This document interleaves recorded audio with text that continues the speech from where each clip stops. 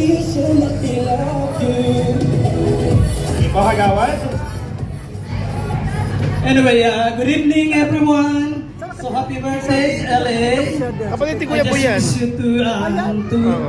I wish you Bait yan. i-grant ni Lord yung gift of wisdom for you to understand when things happen, good or bad, to grant you the gift of courage to face the challenges of our times.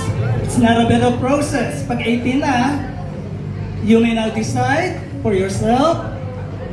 It will be very difficult, pero ang advice ko sa iyo, makinig ka pa rin sa parents mo at sa mga kaibigan mo para mas maging successful ka sa mga hinaharap ka sa future mo.